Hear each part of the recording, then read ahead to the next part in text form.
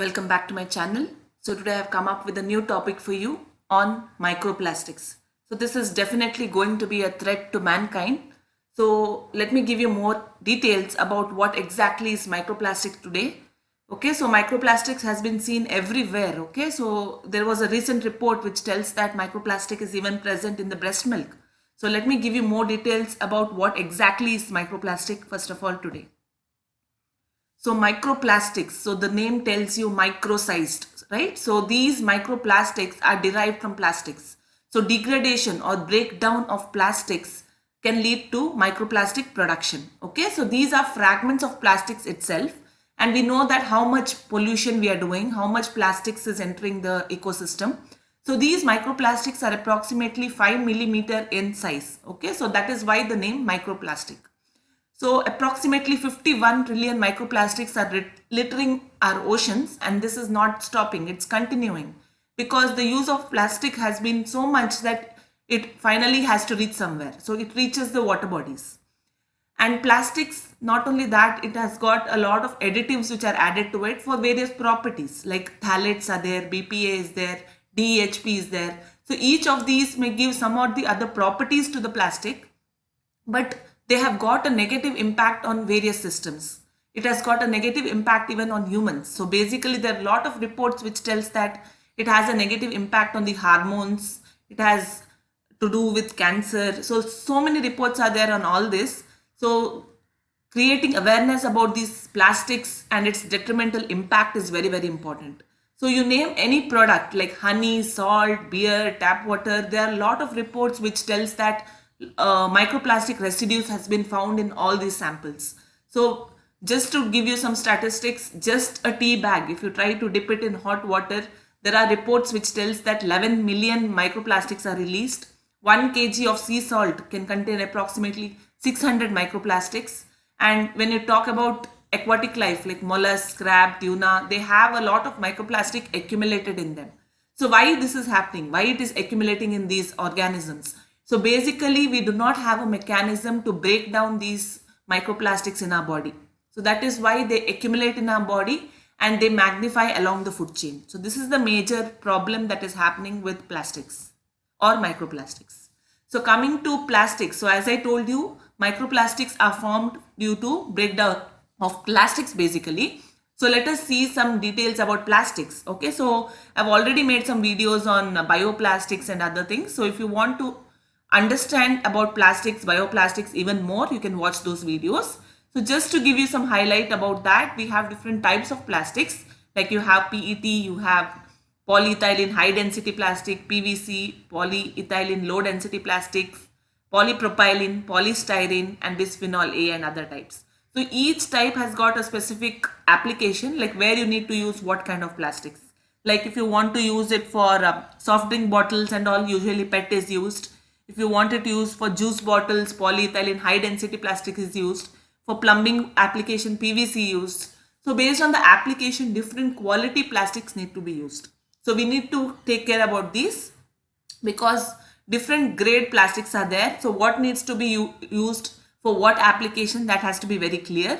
Like there are certain plastics which can be used even in microwaves. So that has to be taken care, right? So you cannot use some normal plastic in a microwave because it can melt, and if it melts, the contents of that can be released into your food.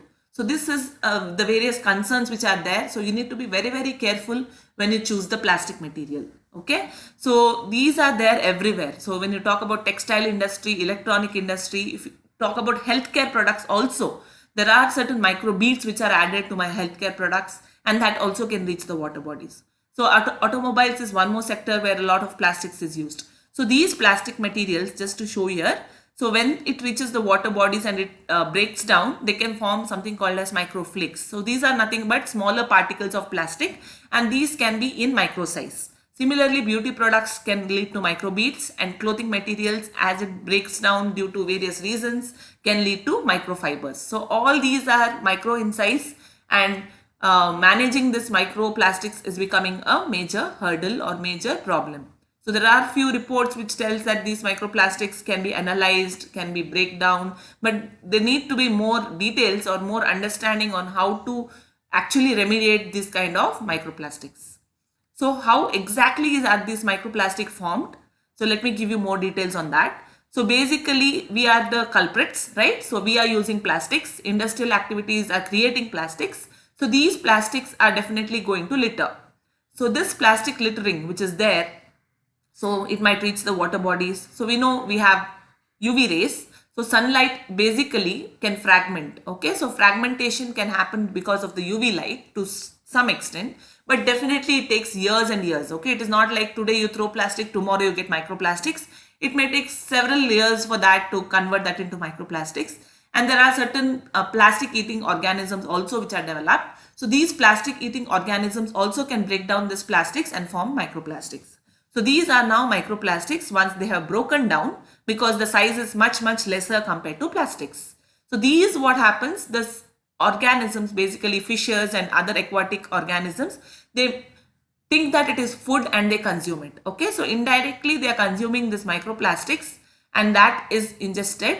So once it is ingested, they don't have a mechanism to break that microplastic in their body. So through the food chain, it accumulates and magnifies. So this is what is leading to problem. So that is why you have to see that this accumulation and magnification doesn't happen. So once that is happened, so it again, we know that most of us might have seafood. Through seafood, it reaches us. So it is all a cycle, right? So because of your negligence only, the plastics has reached the water bodies, and through the organisms again, it is reaching back to you. So that is how usually microplastics are formed and how it gets accumulated in the food chain. So coming to the occurrence, as I told you, it is almost there everywhere. You name anything, it is there. Okay, so there are a lot of reports which tells that microplastics has been found in placenta of unborn babies, human blood, lungs, human feces. So what you name anything, microplastics are there. Okay, so recent reports about having microplastics in breast milk has created a lot of issue. People are really concerned now what is going to happen. So basically they had found polyethylene, polyvinyl chloride and polypropylene residues in breast milk, and basically these are used in packaging. So this is what I want to make you clear. So packaging material, what needs to be used, all these needs to be taken care.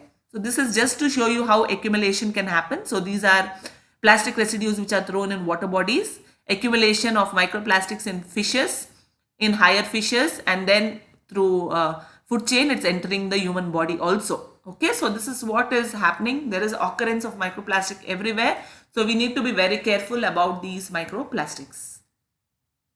So coming to the routes of exposure, so how you can get exposed to microplastics, it is even available in air. Okay, so microplastics are tiny molecules. It can be there in the air also, because there are reports which tell that even through automobiles, a lot of these kind of microplastics can be released even while applying brakes and other things. So inhalation can be one route by which microplastic can enter your body. Ingestion, definitely, if you eat certain food contaminated with microplastic, you can have this. And dermal contact through skin. Okay, so through skin also it can enter your body. So it has got detrimental impact on almost all of your systems. So you just see here, you can name anything here: metabolic alteration, oxidative stress, cytotoxicity, neurotoxicity, carcinogenicity. So these are all based on a lot of reports which have come up. Okay, so a lot of toxicity can happen to your various systems.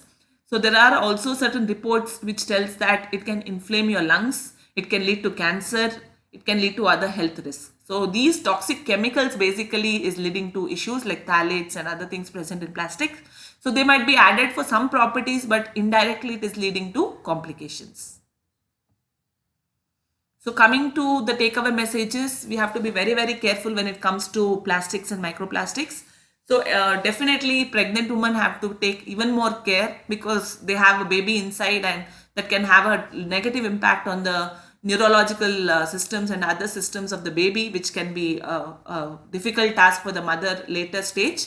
So it has to be very much care has to be taken about all this, and we have seen that plastic is present and microplastic is present almost everywhere, and it is very difficult to tell that there is no microplastic residue in this particular sample. So it has reached to that stage.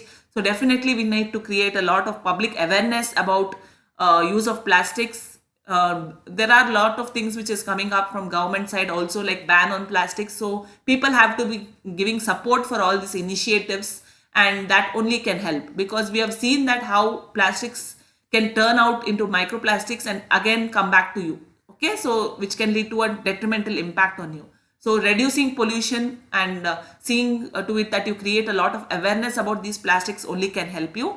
And one more thing I want to tell you, please do not add hot materials in plastic like this. So you can see how he is pouring hot tea into this plastic. So this is not a plastic which can be used for food grade, right? So there is certain food grade plastics. So there at least some care has to be taken so that you do not add hot materials into plastics which are not of food grade, because it can leach those phthalates and other chemicals, and that can lead to cancer also. Okay, so that is why I'm making you aware about plastics and microplastics. So see that you take care about yourself before it is too late. So thank you for watching. Do like this video if you feel that I've shared something informative. Please subscribe to my channel and please share this video with maximum people so that people get more knowledge about plastics, microplastics, and see to it that they do not create problems. Thank you for your support and have a nice day.